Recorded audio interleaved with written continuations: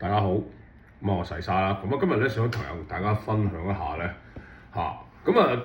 大家都知道啦，近期咧呢個韓國股市嗰個波動性咧就好大啦另外咧就係有好多韓國股民咧，因為咧借錢就太多所以咧就被逼斬倉。今日咧想講兩個 topic，都係關於韓國股市。另一樣嘢咧就係分享一下，對於呢一個香港喺過去呢我諗3個月到啦一隻由南方東英推出嘅一隻2倍槓桿 ETF 咧，叫7709呢一隻做多2倍SK 海力士嘅呢一隻 ETF 咧。點解我認為當然啦，我之前一路都冇講過嘅但係我亦都唔會推介呢啲咁樣嘅我覺得正常股民唔係咁容易 handle 嘅呢一啲槓桿 ETF 嘅成為咗好多嘅股民嘅墳墓輸咗好多錢啦。點解咁講呢？你睇到咧最高位咧係大概今年6月尾190幾蚊跌到而家得返40幾蚊，即係跌咗大概70% 到啦係絕對係會令好多人損失非常慘重嘅。今日咧就主要講呢兩個 topic 啦。如果大家中意我分享嘅話咧可以 subscribe 我 channel like 同埋咧我主要都係分享一啲自己嘅睇法絕對冇投資意見嘅。講翻啦，近期咧由我上個月開始，我諗如果大家睇翻我 channel 嘅嗰個影片嘅 checklist 都可以睇到啦咁我對於半導體咧，由上個月開始咧已經認為係過熱會爆煲有機會出現一波好勁嘅調整。正如我所講啦，亦都唔係馬後炮，大家可以 check 翻，直情有一條片個名就係叫做過熱係確定咗將出現大調整咁上下啦2、3條片之前嘅啫，3、4條片前係咪？之前亦都有講過譬如 Meta Oracle Microsoft 又有一個講過近期反彈咗非常多嘅 Adobe 啦，係咪？我有拍片講過買下廣告先，全部譬如我推介 Meta 嘅時候咧，Meta 都係得550蚊嘅啫，係咪？現在650啦，喺呢個市況咁 choppy 嘅情況下 ，Microsoft 係嘛都唔錯 ，Oracle 咧又繼續下跌嘅。但係咧另一隻嘅 software 股咧 ，Adobe 由我推介當時拍片200蚊到而家230幾，喺近期市況咁差，佢仍然有一定嘅反彈升咗15%。究竟係點樣咧？大家可以睇翻我之前嘅影片分享亦都唔講咁多。但係咧喺1個月前我分享嘅半導體呢個過熱論咧，絕對係印證咗我嘅理解同猜測當時我嘅分析咧係絕對正確㗎。如果純粹講費城半導體指數咧，係由呢個6月最高位跌咗超過20%。你可以睇到啦，譬如話美股嘅 SOXX 或者 SMH 呢啲嘅半導體 ETF 咧，都係有接近20% 調整。重中之重咧，今日呢條片咧都係講韓國股市。韓國股市咧不厭其煩講，其實點解韓國會係今次半導體嘅重災區咧？試完佢國內2隻巨頭三星同埋呢一個 SK Hynix、SK 海力士2隻嘢已經佔咗整個韓國指數咧係差唔多50%嘅。其實咧呢2隻嘢咧就好似台灣嘅護國神山台積電一樣，咁我而家高度係韓國係高度電子化，特別係半導體嘅記憶體方面現在當人工智能咧係如火如荼嘅情況下呢啲高頻寬 HBM4代第5代嘅呢啲咁樣嘅記憶體晶片咧，係半導體係數據中心裡面咧用得最多最短缺嘅部分。所以而三星同埋 SK Hynix 加埋美國嗰邊嘅美光科技咧，喺過去半年咧都係升得特別多全部都係以2、3倍為起跳啦。三星係比較少啲嘅，2倍多啲。SK Hynix 同埋美光科技 Micron 咧 MU 美股代號都係有超過3倍嘅回報喺短短半年裡面。你可以明白啦，供求關係完全失衡嗱，但係咧想講講今日就係韓國股市點解最近嗰種殺聲震天。嗱，如果睇翻咧 SK Hynix 呢個韓股啦我哋唔好睇美國嗰個啱啱掛牌嘅 ADR，我哋睇韓股。嗱，大概咧佢最高咧係喺6月20號咯，298萬韓元啊！嗱，呢個好難。即係我對於韓國嗰啲貨幣咧就非常之困惑啊！我絕對覺得係，因為呢個數字嘅 number 咧係好大嘅啊。咁當你大家記得係298萬咯，係嘛？韓圜跌到今日咧我拍片而家星期五咯，韓國係休市咁，但係咧其實琴晚 ADR 咧美股嗰邊咧第二上市嘅咁佢嗰邊嘅 SK Hynix 係跌咗10幾個 percent。咁我用翻之前嘅數嚟計啦，大概係而家係180萬，甚至低過180萬，即係大概由高位咧係跌咗38至40%。你可以睇到，其實我講緊由6月20號到現在7月中，應該係3個星期多少，頂籠都係3個星期嘅時間。佢嗰種殺聲震天可以係咁強勁。嗱，韓國人咧大概有5000萬人5100萬咧，有啲人講咁我實際數字咧，其實你可以睇到啦，韓國現在擁有嘅證券戶口咧係有超過1億個啊。咁即係話咧，每一個人咧係擁有2個證券戶口。嗱，點解會有咁樣咧？陣間會再講。可能係因為佢哋會做到唔同嘅券商會做唔同嘅槓桿。嗱，不過韓國人有一樣嘢就係咧，同地球大部分嘅大城市，例如紐約啦、LA 啦，係嘛？日本嘅東京啦、香港啦，係嘛？上海啦、北京啦，嗱呢啲大城市嘅共通點係乜嘢啊？就係房價相當之貴，物價好高，但係咧好多人咧喺呢個城市裏面咧賺嘅錢譬如話我就打份工白領，或者我送外賣或者揸 Uber 嘅，其實咧完全係冇辦法可以買樓或者可以好好生活嘅喎。咁點樣啊？韓國人咧可以話係東亞地區賭性最強嘅民族。嗱，點解咁講咧？因為咧佢哋認為不成功便成仁。既然無論你係做白領、做 IT、做半導體，甚至你送外賣，甚至你做美妝、beauty， 乜嘢都好，佢哋不但止過去嗰幾年咧，佢哋就中意炒美股，因為咧韓股大軍咧就經常過去炒 Tesla 嘅。大家而家華爾街已經知道佢哋攏嘢㗎啦。去到今年年頭嘅時候咧，SK Hynix 同埋 Samsung 咧當時嘅升幅咧都仲未話非常之強咯，係嘛？但係嗰陣時咧，好多外資基金其實已經不斷咁買入呢個韓股，而韓股當時候仍然相當平啦，因為嗰陣時咧其實由今年年頭去到最勁嘅時候咧，韓國升咗150% 嘅，整個大盤整個指數升咗150%，而好多韓國嘅股民開始咧，佢哋發覺，咦國家2大嘅重點嘅公司係嘛？佢哋升得咁勁。但係其實4、5月嘅時候咧，外資已經出現退潮㗎啦，係咁沽俾佢哋。但係韓國人咧開始成為螞蟻大軍接火棒啊！佢哋點樣做咧？好多時候佢哋唔會好似你，譬如話我得10蚊咁咪買10蚊股票咯，100蚊咪買100蚊咯，係咪？佢哋唔係咁樣嘅喎。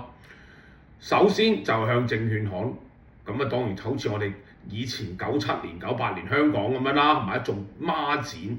咩叫做孖展咧？如果你係比較後生啲股民，其實簡單啲嚟講，即係你向呢個股票行借錢100蚊，借多100蚊，打你幾多息啊？咁當然係俾利息7厘、10厘。呢個就你同股票行調，當然啦，唔同嘅做生意方式，咁佢可能吸引你多啲嘅，咁咪平啲嘅息俾你咯，係嘛？咁你倍大咗槓桿。明明你得5萬蚊嘅，當10萬蚊到，咁你嘅波幅係咪勁咗先？你明明賺10%，但係你嘅本金 double 咗，咁咪即係會你明明賺1萬蚊，就變賺2萬蚊啦，係嘛？賺10萬咪變20萬啦，如此類推。好啦，不過都未去到呢樣嘢，咁又要講翻香港呢一邊啦。香港南方東英呢間公司咧出咗一隻2倍做多 SK 海力士嘅 ETF， 呢隻 ETF 咧由我身邊有啲朋友都有買，係相當之勁，特別係喺美國打伊朗過去咗4月去到6月中間呢段時間，如果大家睇翻7709港股編號7709呢一隻 ETF 咧，佢係升由4月大概嗰時都仲係30零蚊嘅啫，竟然喺2個月裏面咧係升到190蚊，足足升咗大概係3倍有多。係3倍，你聽清楚冇講錯，唔係3個月升啊，係2個多月裡面咧2個幾月就升咗3倍。嗱，好多人都心紅。嗱，呢一隻2倍做多嘅 SK 海力士嘅 ETF 咧，係點樣誇張法咧？嗱，其實咧首先要明白佢嘅機制咧，就係佢係即日結算嘅。嗱，同你揸正股，譬如話我買匯豐，喂今日150蚊，咁聽日開市係咪都150蚊？嗱，其實佢唔係咁樣嘅喎。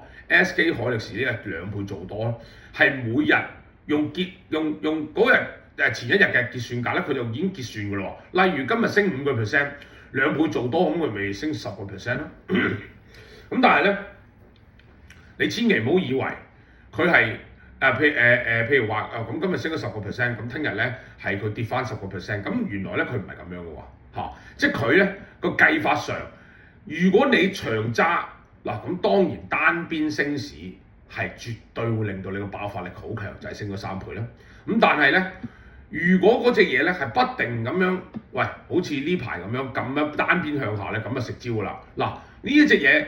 單邊向下，或者出現一個極度波動嘅情況，譬如話 up and down，今日升10%，聽日跌15%，後日又升5%，咁樣點咧？你個本金咧，你就會見到，喂，可能咧其實咧嗰隻嘢只係喐咗15%，但係你可以見到咧佢係可能係下跌咗39%。嗱，如果大家睇翻咧，我頭先喺片頭嘅時候有講過，嗱，點解呢一隻嘢係絕對引證咗呢次嘅跌浪咧？因為呢一隻南方東英出7709，佢當時候最火熱嘅時候咧，係資產淨值咧，佢個 cap 咧係去到1200億港紙度啦。咁點樣量化咧？嗱，香港最大本來嘅 ETF 咧就係盈富基金，係嘛？咁盈富基金當然啦，係咪啊？其實即係追蹤香港恒生指數嘅 ETF。不過呢一隻2倍做多SK 海力士嘅 ETF 咧，竟然跑過咗大過盈富基金，你可以可想而知幾誇張。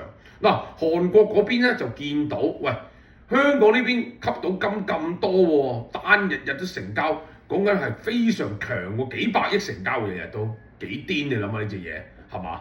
佔咗可能3000億港交所裏面單日成交個1/10，300億，咁你就可以知道啦。韓國佬就開始肥水不流別人田，佢哋自己都喺國裏面咧，喺國家入面開一啲咁樣嘅2倍 ETF 啦，係咪？可能做上又做落又得，乜都得。總之最驚你唔賭，其實同賭場完全冇分別嘅，根本上係。咁講翻韓國佬開始啦。嗱，韓國人嗰種賭性咧，喺我片頭講過，係癲嘅，佢哋班友係。嗱，佢哋不但止槓桿 ETF 佢哋買啦，佢哋先點樣做咧？先去借錢，嗱，10萬借多10萬，跟住再買2倍做多呢個 SK 海力士。嗱，其實咧咁樣就真係雙重 double up 咗嘅槓桿嚟嘅，大家明唔明白啊？2倍。再加你借錢再1倍，咁你咪2倍咯，2倍又2倍係嘛？嗱，向上嘅時候咧，由於呢啲咁樣嘅 ETF 咧，佢其實係持有正股每日結算咁啦。譬如好似香港呢一隻南方7709啦，係咪南方東英出嘅？佢係絕對係有揸 SK 海力士嘅正股。嗱，但係由於佢嘅 cap 已經好大啦，你諗下佢都去到成1000幾億港紙，即係幾百，即係都百幾億美金。嗱，佢就開始咧反過嚟咧，係影響翻嗰隻真實嘅正股，因為佢係持有正股啊嘛，持有韓國嗰邊嘅正股咁開始相互影響咯當佢單邊向上咪 OK 咯，開始波動，開始拆倉，咁你咪食蕉㗎啦。嗱，我哋可以睇翻頭先片頭我講 SK 海力士嘅正股咧，喺韓國由298萬韓圜跌到180幾，應該跌穿㗎啦。嗱，我係當佢跌咗38%，38至40%。嗱，咁當然係殺傷慘重。不過你可以望一望7709呢一隻嘢，由最高接近200蚊跌到而家得返48個幾嗱，咁即係話點樣啊？喂，大佬係跌咗70啊，差唔多。咁你完全係血本無歸，係嘛？佢勁好多喎，你會睇到係嘛？你任何位買，譬如你話譬如話最近6月買，咁啊大部分位置都喺150蚊上面㗎啦。現在得返40蚊，咁即係跌咗70%㗎啦，你嘅本金已經冇晒㗎啦。佢會唔會翻上去啦？係唔即係我唔可以話係咪？即係佢要有一波好似之前咁強嘅升浪先得，但係你千祈唔好以為佢好似正股，你可以長揸翻上去，錯，唔會，佢絕對唔會。如果呢隻 SK 海力士嘅 ETF 面對未來嗱 SK 海力士嘅正股佢唔升，只係喺10零20% 入面咧高度咁樣喺度橫行波動咧，咁呢隻嘢都會 keep 住跌嘅喎，其實係保證佢會再跌到可能30零蚊、20零蚊，翻10零蚊，絕對唔出奇。因為我頭先已經講過，佢嘅 mechanism 就係、只要呢隻嘢槓桿，呢隻槓桿 ETF 咧喺市況波動，由於佢單日已經結算嘅佢每日就會損耗你嗰個本金嘅，其實係。所以點解我開頭就係話，喂呢啲槓桿 ETF 嗱，其實咧美股都有好多嘅，咩 TQQQ 啊、SQQQ 啊呢啲咁樣啦，好多人買啊。而家嗰啲咩 SOXL 啊，即係做空做多半導體或者做空呢個納斯達克指數，做多納斯達克指數配咗槓桿嗱，其實咧係花多眼亂嘅。總之你肯賭就自然有呢啲咁嘅資產管理公司幫你度身訂造嗱，佢點賺錢㗎？佢賺錢好容易嘅啫。譬如好似呢隻7709，喂佢 sell 你1.6% 管理費嗱，咁你話喂佢譬如話一日1年裏面啦，譬如佢個 cap 有1000億咁樣先講咯，咁佢咪賺10幾20億咯，係嘛？喂，好生意到爆喎！仲有中間嗰啲匯率啊，你去韓國買貨嗰啲咁嘅交易啊，有2%咧，都唔係佢出過，係你哋散戶自己出嘅。